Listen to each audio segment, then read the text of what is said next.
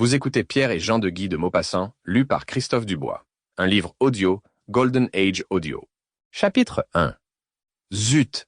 S'écria tout à coup le père Roland qui, depuis un quart d'heure, demeurait immobile, les yeux fixés sur l'eau, et soulevant par moments, d'un mouvement très léger, sa ligne descendue au fond de la mer. Madame Roland, assoupie à l'arrière du bateau, à côté de Madame Rosémilie invitée à cette partie de pêche, se réveilla, et tournant la tête vers son mari, « Eh bien, Jérôme !» Le bonhomme furieux répondit, « Ça ne mord plus du tout.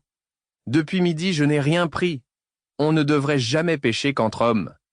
Les femmes vous font embarquer toujours trop tard. » Ses deux fils, Pierre et Jean, qui tenaient, l'un à bâbord, l'autre à tribord, chacun une ligne enroulée à l'index, se mirent à rire en même temps et Jean répondit, « Tu n'es pas galant pour notre invité, papa. » Monsieur Roland fut confus et s'excusa.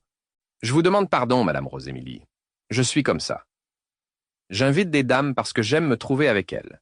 Et puis, dès que je sens de l'eau sous moi, je ne pense plus qu'aux poissons. » Madame Roland s'était tout à fait réveillée et regardait d'un air attendri le large horizon de falaises et de mer.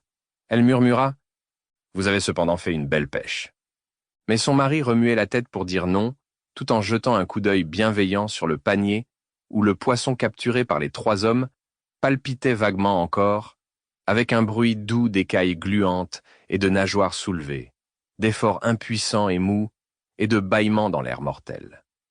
Le père Roland saisit la manne entre ses genoux, la pencha, fit couler jusqu'au bord le flot d'argent des bêtes pour voir celles du fond, et leur palpitation d'agonie s'accentua, et l'odeur forte de leur corps, une saine puanteur de marée, monta du ventre plein de la corbeille.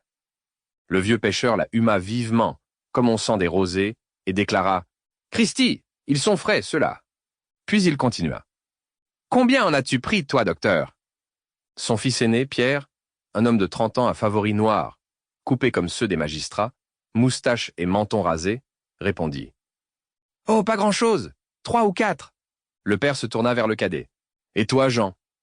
Jean, un grand garçon blond, très barbu, beaucoup plus jeune que son frère, sourit et murmura « À peu près comme Pierre, 4 ou 5. » Il faisait, chaque fois, le même mensonge qui ravissait le père Roland.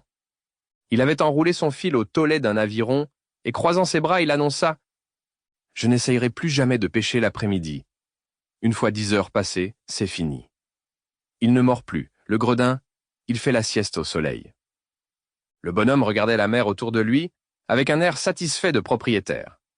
C'était un ancien bijoutier parisien qu'un amour immodéré de la navigation et de la pêche. Sample complete. Ready to continue?